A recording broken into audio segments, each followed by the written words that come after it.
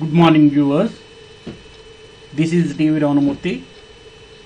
Welcome to Padmavati Degree College first year, first sem English online classes. Today I am going to teach you about should. Last time నేను shell గురించి చెప్పాను, model వెబ్స్లో shell గురించి చెప్పాను. ఇప్పుడు దానికి షెల్కి past tense ఏంటంటే should. దాని గురించి చెప్పబోతున్నాను, జాగ్రత్త వినండి. ఈ షుడ్ అన్నది ఎలాంటి సందర్భంలో ఉపయోగిస్తాం, అసలు దీని తలక మీనింగ్ ఏంటి? షుడ్ అంటే తప్పక చేయవలను. ఇది తప్పనిసరిగా చేయవలను అంటే ఇది ఓన్లీ అడ్వైస్, జనరల్గా అడ్వైజ్గా ఉపయోగిస్తాం మనం, కానీ ఆర్డర్ కాదు. కాబట్టి ఎలాంటి సందర్భంలో దీన్ని ఉపయోగిస్తాం ఏంటి?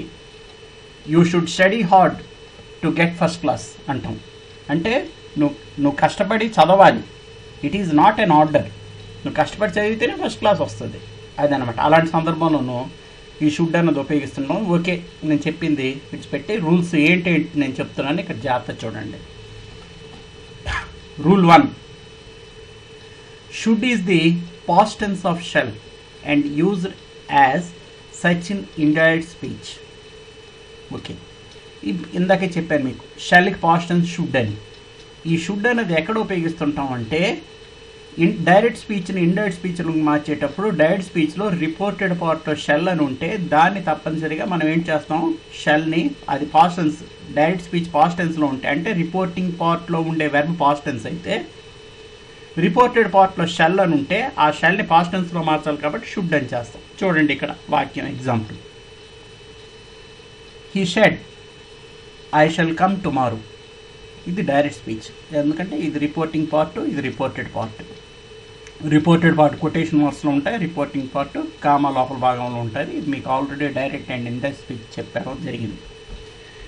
ఓకే, దీన్ని ఇండైరెక్ట్ స్పీచ్లో మార్చేటప్పుడు ఇది స్టేట్మెంట్స్ కాబట్టి కంజంక్షన్ ఏంటి వస్తుంది, దట్ అనే కంజంక్షన్ యూజ్ చేస్తాం మనం. హీ సెడ్ దట్, ఐ ఏంటవుతుంది, సబ్జెక్ట్కి చెందుతుంది కాబట్టి హీ.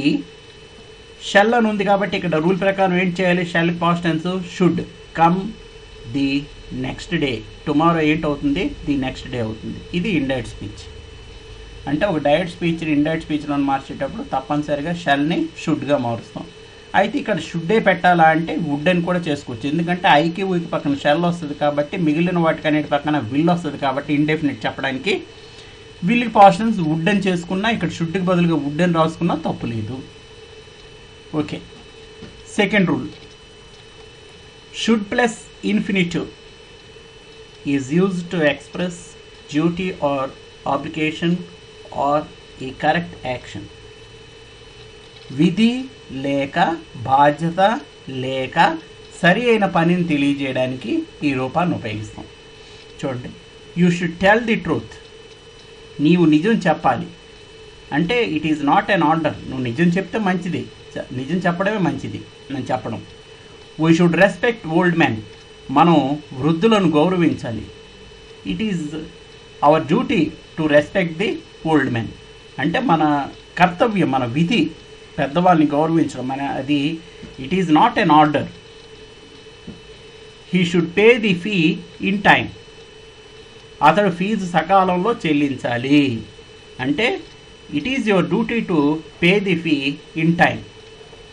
అలాగే you should go there tomorrow. నీవు రేపు అక్కడికి వెళ్ళాలి. నీవు రేపు అక్కడికి వెళ్ళాలి. It is not an order. నువ్వు వెళ్ళాలి, వెళ్ళాలి అని చెప్పడం. ఇది దేన్ని తెలియజేస్తుంది, విధి లేదా బాధ్యత లేదా సరైన పనిని తెలియజేయడానికి ఏ రూపం ఉపయోగిస్తాం, should plus infinitive. Infinitive to infinitive తేడా ఉంది. Infinitive means only main verb do రూపం. To infinitive means to plus main verb do రూపం. ఇక్కడ should, shall, should, will, would, can, could ఇలాంటి వాటి పక్కన ఇప్పుడు డూ రూపం యూజ్ చేయాలి. కాబట్టి టెల్స్ అనకూడదు, టోల్డ్ అనకూడదు. ఇవి మనం కాబట్టి టెల్, రెస్పెక్ట్, పే, గో, చూసారా, మెయిన్ వెర్బ్ డూ రూపం ఉపయోగిస్తాం. దీన్నే ఇన్ఫినిటివ్ అంటాం. Okay, next rule, should plus have plus past participle. Past participle means V3 రూపం. పాస్ట్ పార్టిసిపుల్ అంటే ఏంటి, V3 రూపం. V1, V2, V3 రూపాన్ని పాస్ట్ పార్టిసిపుల్ రూపం అంటాం. Should plus have plus past participle is used to express a past unfulfilled duty or sensible action which was not performed. చూసారా, ఇక్కడ ఏంటంటే భూతకాలంలో నిర్వర్తించని బాధ్యతలను తెలియజేయవలసిన పనులను తెలియజేసేందుకు ఈ రూపాన్ని ఉపయోగిస్తాం. చూడండి example, he should have gone there but he didn't. అతడు అక్కడికి వెళ్ళి ఉండవలసింది కానీ వెళ్ళలేదు. అంటే అతను ఖచ్చితంగా అక్కడికి వెళ్ళాలి కానీ వెళ్ళలేదు అని చెప్పడానికి. అదే ఏంటంటాం, నిర్వర్తించవలసిన బాధ్యతలను చేయవలసిన పనులను తెలియజేయడానికి ఉపయోగిస్తాం. అలాగే రెండో example, you shouldn't have been rude to him but you were rude. నువ్వు అతని పట్ల అంత మొరటగా ఉండవలసింది, దురుసుగా ఉండవలసింది కాదు కానీ నువ్వు దురుసుగా ప్రవర్తించావు అని చెప్పడానికి. ఇది షుడెంట్ అని పెట్టాం. అంటే అలా ఉండకూడదు కానీ నువ్వు అలా ఉండకూడదు కానీ అలా చేసావు అని చెప్పడానికే ఇది. You should have informed his father first. నీవు అతని తండ్రికి ముందుగా తెలిపి ఉండవలసింది కానీ అతనికి నువ్వు తెలియజేయలేదు అని దాని అర్థం. Fourth example, he should have obtained permission before doing this. దీన్ని ఏదైనా పని చేసే ముందు నువ్వు తప్పనిసరిగా అనుమతి పొందాలి. ఏదైనా నువ్వు చేయాలనుకో, ఎవరైతే అధికారో లేదా నీ పైన మీ తల్లిదండ్రులకి నేను ఇలా చేస్తున్నానని పర్మిషన్ అడగాలి కానీ అది అడగకుండా నువ్వు చేసావు, దాని అర్థం అది. They should have gone by a taxi. వారు ట్యాక్సీలో వెళ్ళి ఉండవలసింది. వాళ్ళు ఏంటంటే ఆటోలోనో దేనిలోనో నడుచుకోనో లేకపోతే దేని మీద వెళ్ళారు, ఆ ఇన్ టైంకి వాళ్ళ బండికే లేదా ట్రైన్కో దేనికో అందలేకపోయారు. ఆ ఏదైనా పనికి, ఒక సరి అయిన పనికి అందలేకపోయారు. ఆ పనిని అందాలంటే వాళ్ళు ట్యాక్సీలోని వెళ్తే అంది ఉండదురు అని చెప్పడానికి. చూడండి, should have gone, should have done రూపం V3 రూపం, should have obtained, should have informed, shouldn't have been అన్నది V3 రూపం, షుడ్ హ్యావ్ గాన్, ఇవన్నీ రూపాలు. ఏంటి ఇది ఎక్కడ ఉపయోగిస్తున్నాం మనం, చాలా జాగ్రత్తగా ఇది వినాలి. ప్రతిదీ ఈ వెబ్స్లోనూ అంత ఇంపార్టెంట్ రూల్స్ ఉన్నాయి. ఆ రూల్స్ అన్నీ చాలా ఇంపార్టెంట్. భూతకాలంలో నిర్వర్తించని బాధ్యతలను చేయవలసిన పనులను తెలియజేయడానికి దీన్ని ఉపయోగిస్తాం. అంటే భూతకాలంలో ఏ పాస్ట్ టెన్స్లో చేసి ఉండాలి, అది మనం చేయలేకపోవడం వల్ల ఇది చేయలేకపోతున్నాం అని తెలియజేయడానికి ఇలాంటి రూల్స్ని ఉపయోగిస్తుంటాం మనం ఈ రూపాన్ని. Okay, rule 4, should is used with lest to show fear or anxiety over something that might happen. చూసారా, ఏదైనా జరగగలదనే భయాన్ని, ఆతృతను తెలియజేయడానికి ఇక్కడ ఏంటి ఉపయోగిస్తాం, షుడ్తో పాటుగా లెస్ట్ అనే రూపాన్ని ఉపయోగిస్తాం.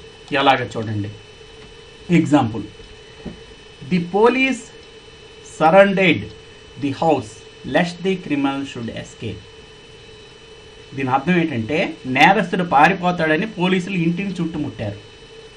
ఇలాంటి సందర్భంలో నేనేంటి ఉపయోగించాను, లెస్ట్ అని ఉపయోగించాను.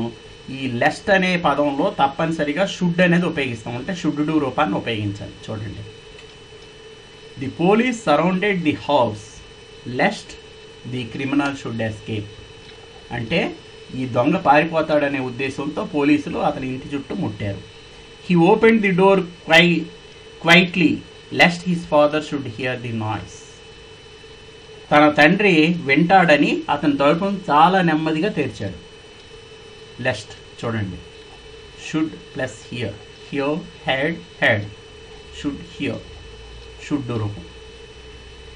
He fixed a burglar alarm lest thieves should enter his house.